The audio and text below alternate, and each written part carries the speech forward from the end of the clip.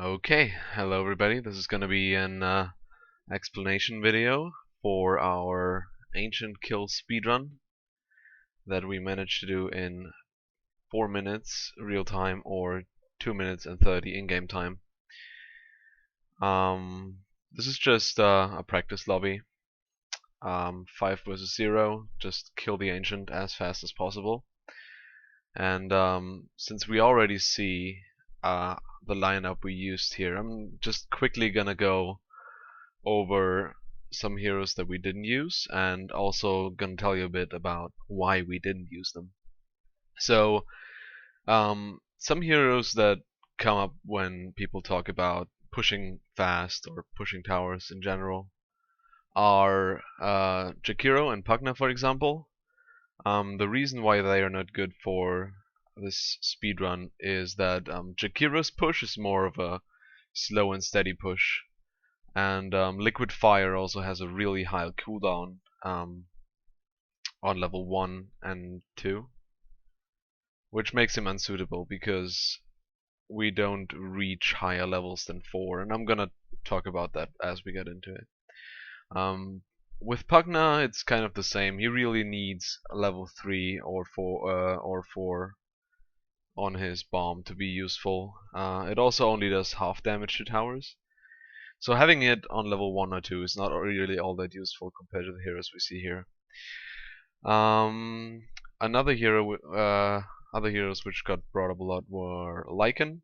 Lycan, yeah, it's a decent choice. Unfortunately, the Howl has a really high cooldown. It's a lot of damage though, especially when you have a lot of creeps.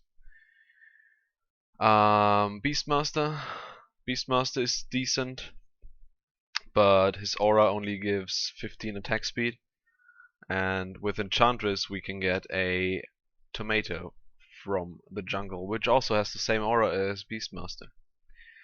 Vengeful Spirit, yes, she has a nice armor debuff against Roshan that we will kill in the beginning, and her aura also helps with pushing, but her aura is a percentage based aura, unlike Luna's aura, which is a flat damage boost for all the heroes. So Venge is also decent, but worse than Luna. Techies, yes, mines do physical damage and also damage towers. Unfortunately, they have a really high cooldown. Drow's aura scales with agility, so unless she gets her ult, it's not gonna be all that useful. Again, not as much damage as Luna. Enigma is also decent. We also thought about that, including that a lot, but we won't even have enough time to get the Eidolons to split in general. They need 6 attacks to split, and by then we will also already have breezed past the tower, and they don't split off hitting the tower, so we would spend time hitting creeps more, and yeah, it doesn't work out that well, unfortunately. Klinks has a high burst potential on towers, but also only if he's level 5 or higher. His problem is also that his base attack damage is really terrible. Shadow Fiend got brought up for some reason as well. His aura does not affect towers though. In general, there's no way to get minus armor on towers in this run. There's no way to get money for a Desolator or an AC or something like that. Alchemist. We actually used Alchemist before we went to Huskar. The main reason involves getting money for the strategy that we're using. I'm gonna talk about that later in more detail. And the thing about Alchemist is that when he levels Greevil's Greed, he gets 400 gold from the starting bounty runes, which is a big deal. But we could make it work with Huskar as well, and I'm gonna show you soon how. Troll Warlord. Yes, with his passive, he also has a high attack speed against towers, just like Huskar has with low HP.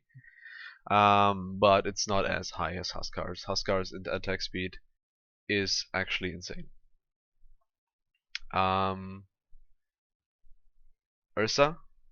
Ursa is only good for killing the Roshan. And since we're not actually in a hurry for killing the Roshan, because towers are, we got 1 minute 30 to kill Roshan, and towers are immune until the start of the game. So we got 1 minute 30 to kill Roshan, and we're not in a hurry at all. We finish it way before the start of the game without Ursa. And he's also not that good at tower pushing, since Fury swipes don't work on towers. Venomancer, it's pretty much the same as Chikiro. His push is decent, but only on higher levels, and it's more of a slow and steady siege than an actual fast push. Broodmother, unfortunately, does fall into the same caveat as Enigma does. She doesn't get her spiderlings up in time, and not enough of them as well. Chen, instead of Enchantress, is worse in the sense that he can only have 1 creep that early on. Enchantress can have 2 though, which is a big deal. Then some stuff like, I don't know, Death Prophet came up as well while we were streaming this in the chat. We won't get level 6 on her at all, and then the cooldown on that is terrible. And basically anything that provides just defensive abilities. Stuff like Sven, Wraith King, Juggernaut's Healing Ward, Winter Wyverns, physical immunity and healing. All that stuff. Its main problem is that it does not provide DPS against towers at all, and therefore falls out of the roster. So let's talk about the roster. Nature's Prophet. His purpose is basically to be a glorified courier. He has the benefit that he also gets trees, which are a decent DPS boost to the lineup. But his main purpose is to be a courier, because Huskar has a very specific timing where he needs an armlet of Mordigian, and we can't let that be delivered by courier, since this is roughly 1 minute to 1 minute 30 into the game, and we can't get a flying courier in time, and even then it will probably be too slow. So Nature's Prophet is there to TP back to base, grab Huskar's armlet's components, and then use teleportation. Of course it's called teleportation.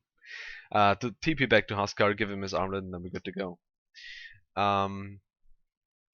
Enchantress is there to pick up creeps from the jungle.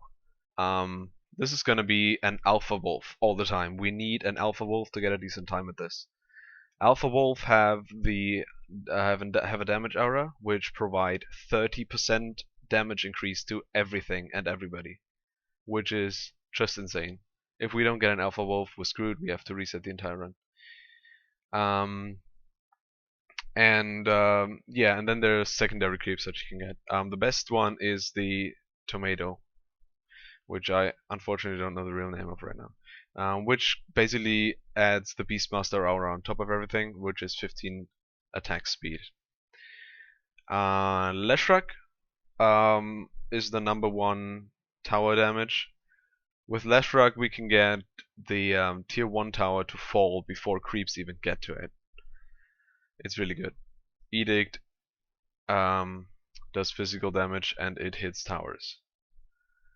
Huskar is gonna be the main is gonna be the centerpiece of the whole strategy. With Huskar we're gonna get a armlet of Mordigian, and then we're gonna place him in between the 2 tier 4 towers, which are constantly shooting at him. And with using the armlet, he can toggle it on and off, and therefore never die. Armlet of Mordigian, in case you don't know, if you activate it, it basically gives you a strength boost to your hero, which adds health. So the armlet gets activated, it adds health to him. He then gets hit by the tower, gets low on health, deactivates it, activates it again, gets the health boost again. He can't die from losing the health that the armlet gives, so this is really good, and also works great in combination with Berserker's Blood, which gives him a bonus attack speed when low on health,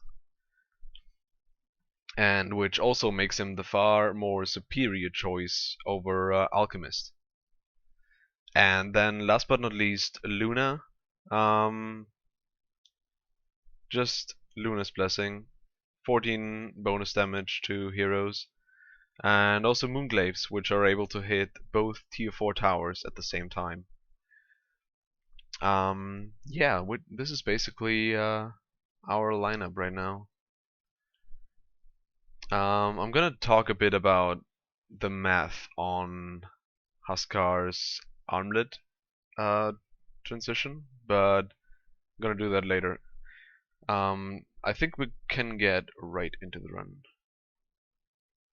Yeah, okay, let's unpause and let's get to it.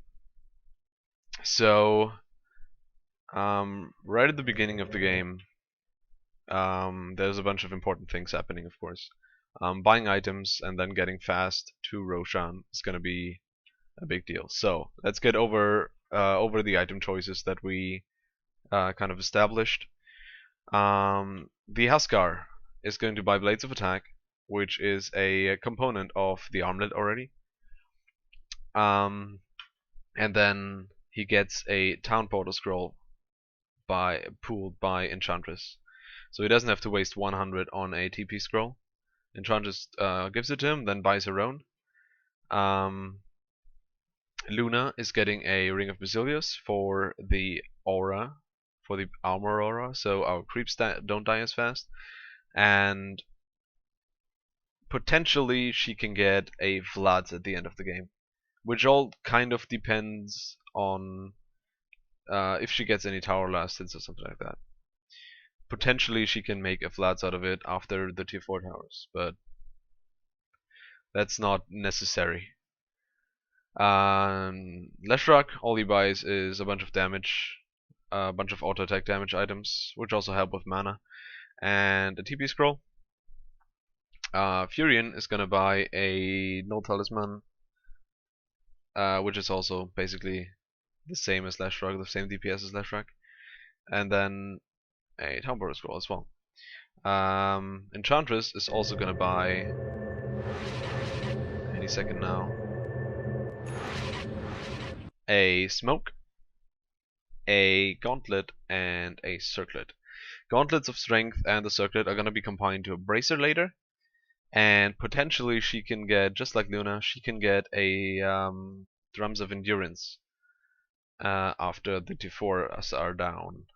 And I think she's gonna reach it in the run, you'll see about that. About the Smoke, I'm gonna talk about the Smoke later. Let's go over the Roche attempt. So basically, we kind of established that 3 people go mid, and not necessarily in any order, just 3 people will teleport mid, 2 people teleport bottom, and then we run into the Roche pit. Furion makes some trees, and then prepare for battle.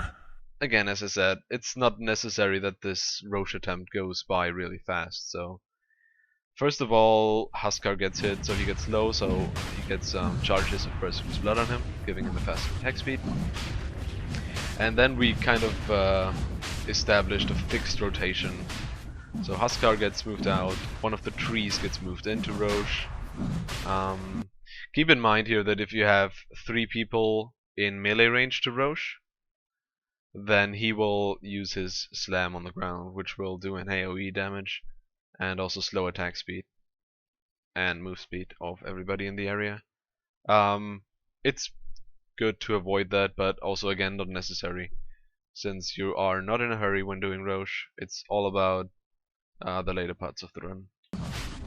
So it doesn't also matter if the trees die, because they would run out, at that time would run out before the start of the game anyway. So the trees die, then we move in Furion, and if you can't take more hits, then we move in Leshrak for the last few hits.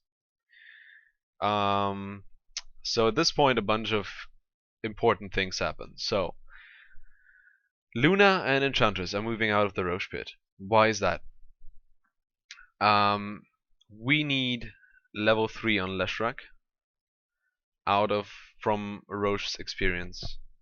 If one hero gets the complete experience from Roshan, this one hero will get up to level 5. If we have only 2 heroes in there, they will get level 3, almost level 4. If we have 3 heroes in there, this is optimal for this one, they will get level 3.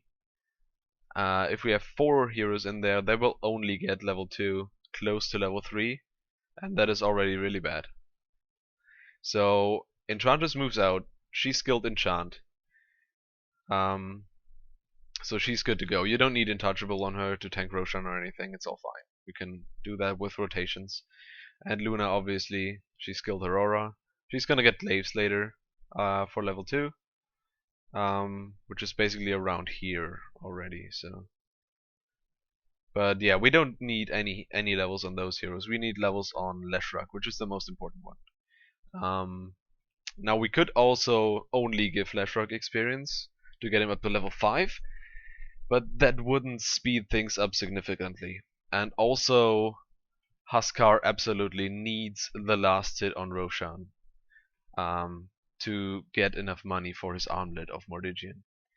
So, as I said earlier, we're gonna do some math for Huskar's armlet. The cost of the armlet is 2,370. Okay, so we get that with 625 starting gold, then 350 to 600 Roche bounty. So there's a bit of RNG involved. So you can get unlucky with your Roche bounty, and then you have to get lucky later on. But the average Roche bounty is going to be 475. The range is 350 to 600. So he absolutely needs to get that last hit. Then the 2 bounty runes at the bottom, at the top, are both worth 200 gold. And then the tier 1 last hit is going to be 310 to 410 gold, which is so the average is 360. The tier 2 last hit is going to be between 350 to 450, which is going to be 400, meaning the average. Then he will get periodic gold,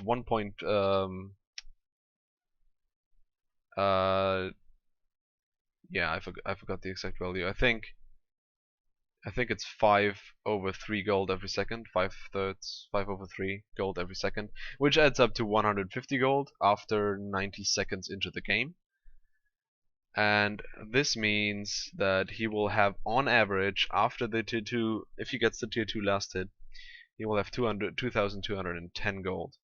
Now he needs 2,370, which is easy to achieve by giving him last hits on creeps of the first and the second wave, which will be meeting still in this area.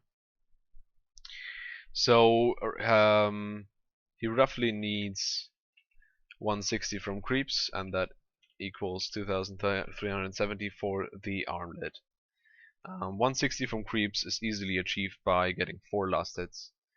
But then again, this is only the average, and this is only if he gets the last hit on this tower. You're gonna see later that there's gonna be a bunch of things hitting the tower, maybe including Leshrac's Edict, stuff like that. It's gonna be hard to get the last hit on this tower, but it's important if you get unlucky on the tier 1 tower and the Roche bounty. Yeah, that's a bit of math. It's not anything scary, it's just addition. Okay, yeah, let's finish off Roche and then get onto the setup part of this. So as you can see, Nature's Prophet and Leshrac are both stopping their auto attacks to make sure Huskar gets the last hit on Roshan. Roshan has Leshrac picks fallen up to the dire. Aegis. In theory, he 30 could seconds to battle. kill himself later on to a tower or something in order to get his mana back up. but he will have enough mana for the entirety of the run now. It's fine. Okay, the setup part. Huskar stays at the bottom bounty rune, so you can pick up that. Then he will smoke, go to the top bounty rune, and then go to middle to last hit creeps. Smoke, in case you didn't know, gives 15% bonus speed, so he just gets faster from this rune to middle. He got the smoke, in case you were wondering, he got the smoke from Enchantress. She just gave it to him earlier. Luna is gonna be sitting mid for a while. You're gonna see soon why. While Enchantress is getting ready to block creeps, and Furion used teleportation, which he got from Roche, to teleport back to base, and he picked up Gloves of Haste. Huskar bought that from his Roshan gold already, which is also a component in the armlet. He bought a bracer. He got a bracer from Enchantress with recipe, which he's gonna give to her. Then he got a courier for later on. Couriers are really good because you can use them to get your items from here or from the Radiant base. Basically, you can put the couriers here, then you get the items, and then you deliver them around here when you're fighting here. And he also got a TP for later. Yeah, he'll be using that around here to get the armlet done. Okay. And Leshrak is gonna do some animation cancelling for no apparent reason, and then he's gonna move over here. As you can see, we have plenty of time left on the timer before the game starts. Towers are invulnerable just now. There's no way you can damage them or do anything to them. So Leshrak is gonna get in position I want the nice, around clean fight. Here, yeah. This is just the position I use. It's really safe. I have never had any issues. You can't aggro the creeps at all when they walk by, and you will hit the tower. Even though, fortunately, you can't see it right now, but the range on Edict is probably ends probably around here. But you will still hit the tower. Don't worry. You could probably also move in here and have the same effect, but I was always a bit scared for hitting the creeps which walk past here and then aggroing them, then everything will go to shit.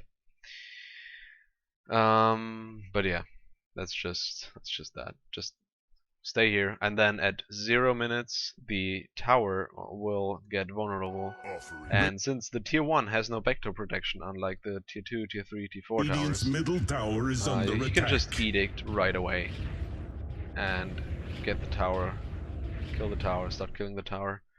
So in the meantime, on other sides of the map, Enchantress will block the creeps, and Luna will tank a few of those creep shots. Now, here in this wave, we don't push right away. We don't attack their creep wave.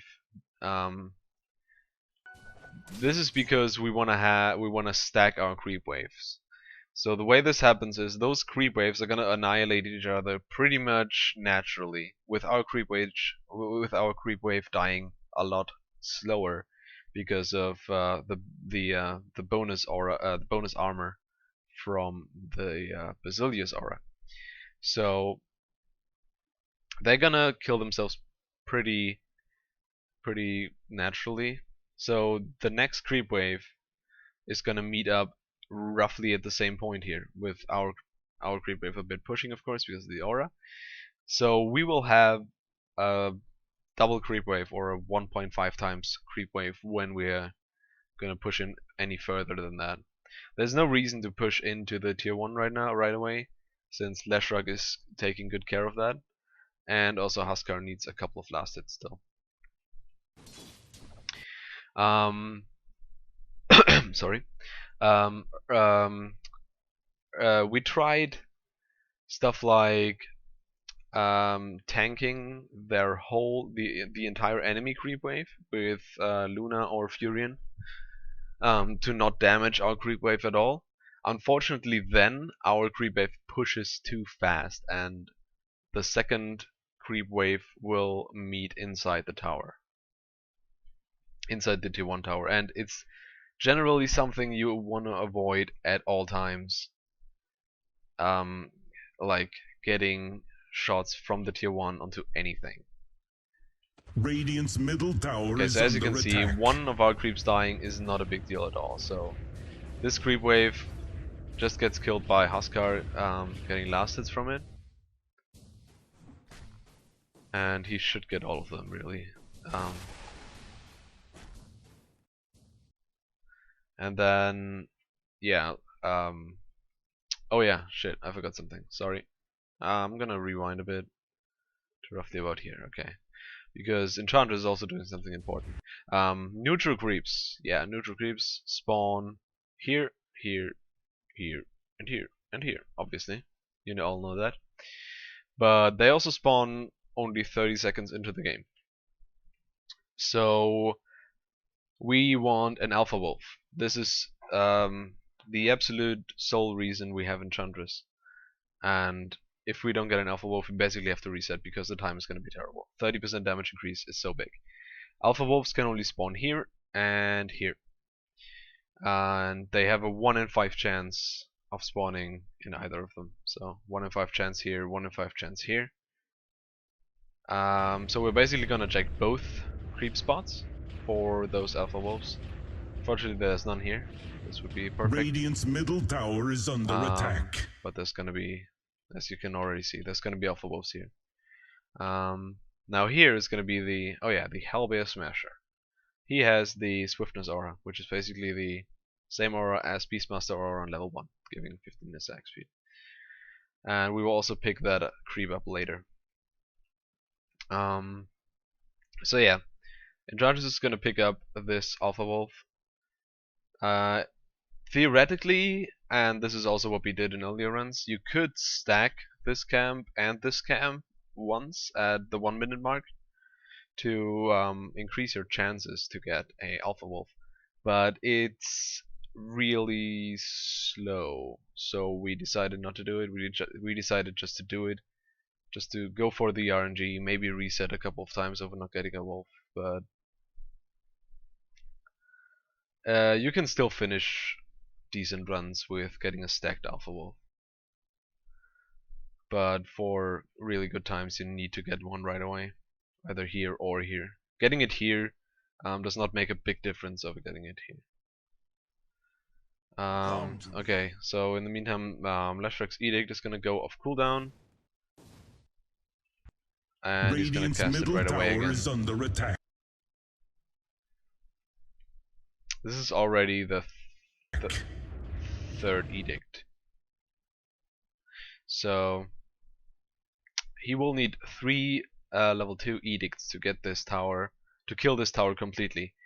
But we don't wanna, I don't wanna kill it completely because Huskar needs to get the last hit. So the important thing to do here is get vision of the tower with somebody standing on the high ground around here, and then you can see when the tower gets low, and then you move away. 18 damage is basically one Huskar last hit, one Huskar auto attack. So he can get that really easily with somebody else taking the tower.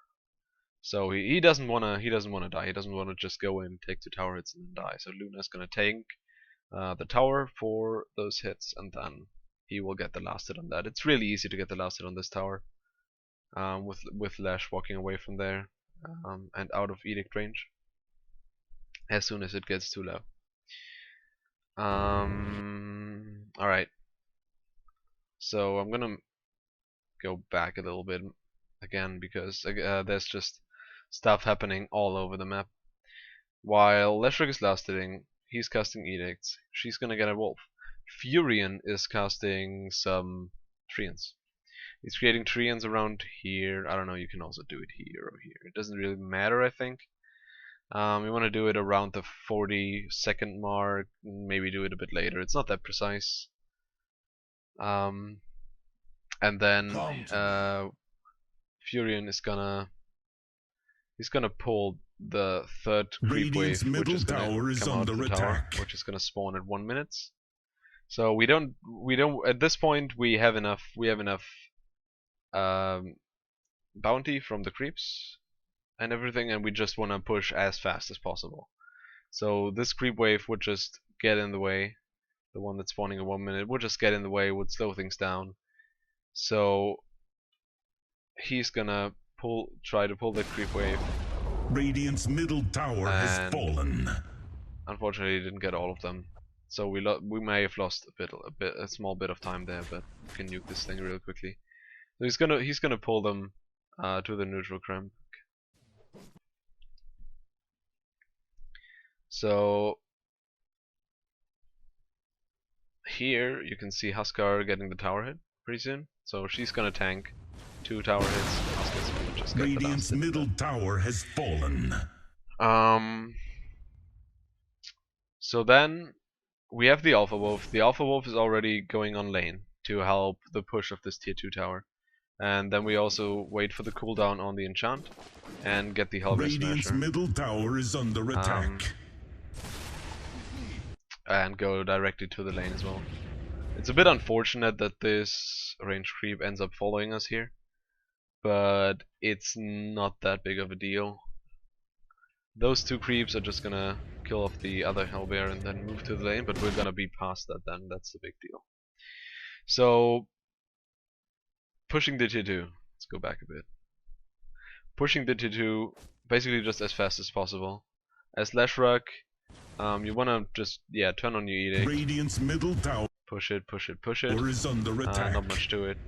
If there were other creeps around, you would want to stand a bit further back, so to make sure your edict only hits the tower and not the creeps as well. Just to push the tower as fast as possible. So yeah, we kind of in the situation here that Huskar still doesn't have enough money to buy all these things. You can see that he is already. Oh no, he doesn't have anything in his stash right now. But yeah, he's still. No, that's something else. That's not Huskar. Yeah, that's Enchantress's quick buy. I'm not sure why that is. Okay, whatever. Yeah, you can see that he's in the position he doesn't have the mana right now to the money, sorry, to buy his armlet. So he really wants to, and he really needs to get the last hit on his tower, otherwise the run is over anyway. So Leshrac is gonna still have the edict on. He's gonna move away to ensure that the edict is not gonna take the last hit. Basically everybody's stopping last hitting.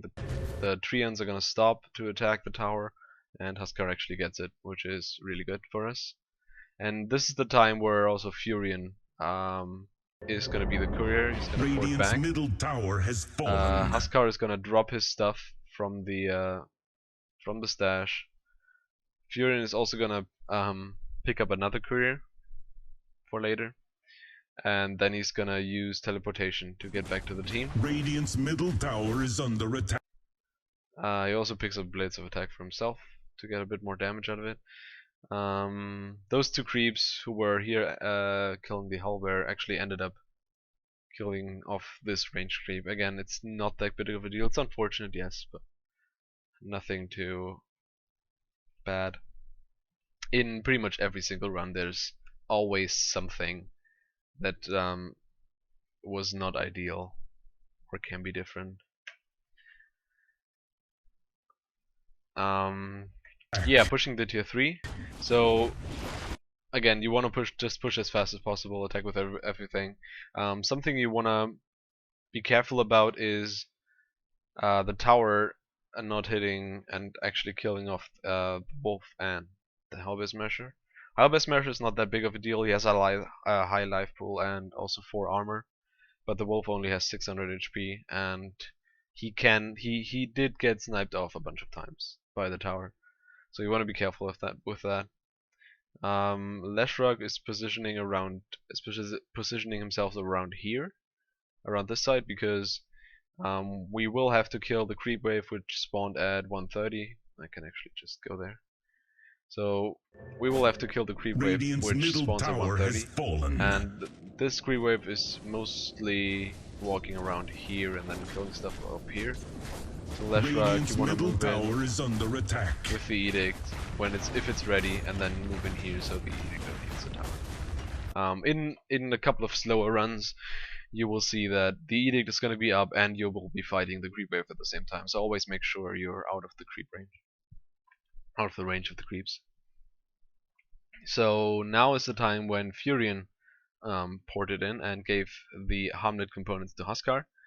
He can pretty much turn it on right away, and then after he gets the armlet, he really wants to pretty much just make sure the tower dies in time. That's just fine. And then pretty much move in through here. This is important. Through here and then into here as fast as possible, which he's gonna do right now. So the tower is gonna die anyway. He's not gonna bother about that. He doesn't need any more money from the last or anything.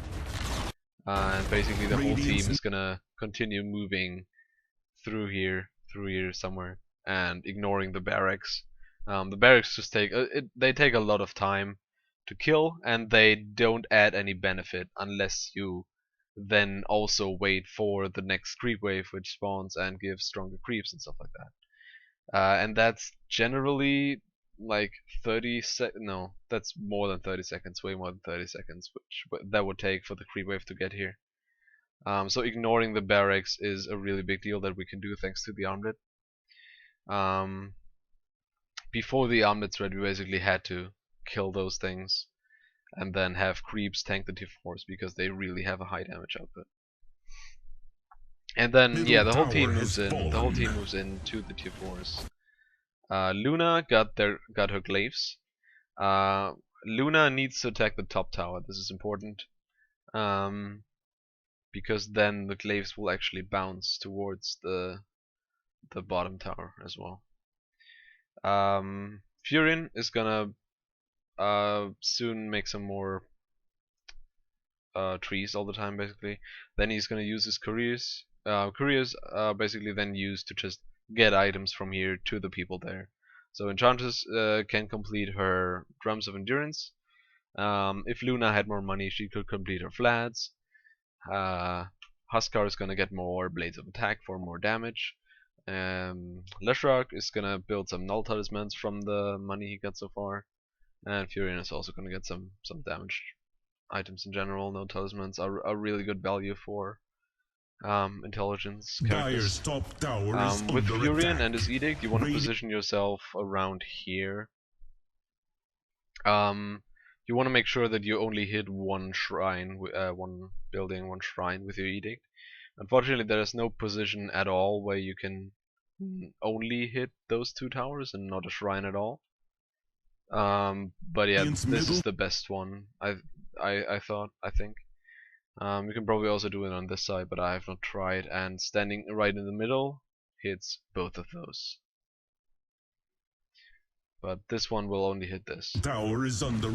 So you basically just go here and edict all the time and kill one of those towers. Yeah, you also kind of want to make sure that both towers die at the same time. So Luna gets the most value out of her Moonglaves. And yeah, stuff like that. Attack. So here you can see the armlet toggling at work. He gets shot by the towers, then activates the armlet again, and gets the 25 strength boost, which adds HP to him. He can't die from the drain, the 40 health per second drain.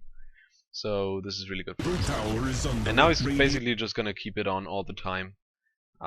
So he gets more Berserker's Blood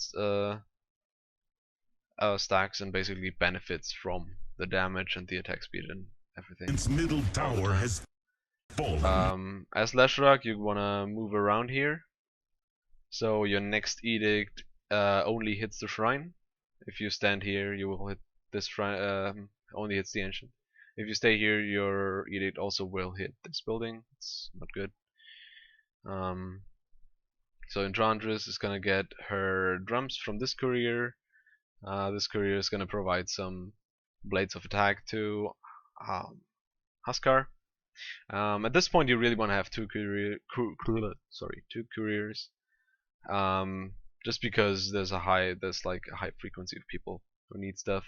As Leshrac, he already picked up his null talismans from the courier, and yeah, he's gonna pick up some more, I think, now after the T4s are down. But anything you can buy now and happens now is only minor, unfortunately. But it's still value. So she got her drums, and she's gonna activate it to give everyone additional attack speed.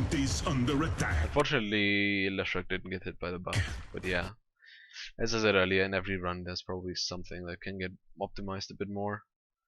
Also, something sorry again.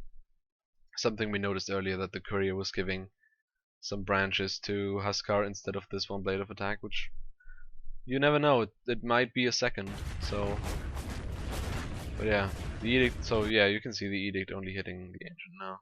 There's nothing around here, and yeah, then that's pretty much it. Then you kill the ancient. Victory. And middle barracks are under attack. You're good. So I think that's all I wanted to talk about here. If you have any more questions, leave a comment, or just, I don't know, ask me on Twitter, write me a PM on Twitch, anything goes. And I hope you enjoyed this little explanation on how we did, and how we did the run, and maybe you got a bit of an understanding of what our thought process was behind all of this. So yeah, this time is really good. We might go for a bit more. We think that it can definitely go lower than 230, but it always comes down to a lot of grinding, and we'll see what happens. Thank you for watching, everybody. If you want to check out DOTA2 speedruns, go to speedrun.com/Dota_2. I'm gonna include a link in the description, and there's a bunch of categories. You can speedrun the tutorial missions of Sniper vs. Axe, and the one where you have to kill the mid tier 2 tower, I think that's it, against a random opponent, 1v1. You can also do 5 vs 0 ancient kill speedruns. You can do this alone on yourself, by yourself.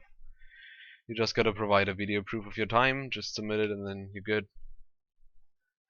It's really fun, actually, especially if you do it with friends. That's it. Thank you for watching, everybody, and I'm gonna see you soon. Goodbye.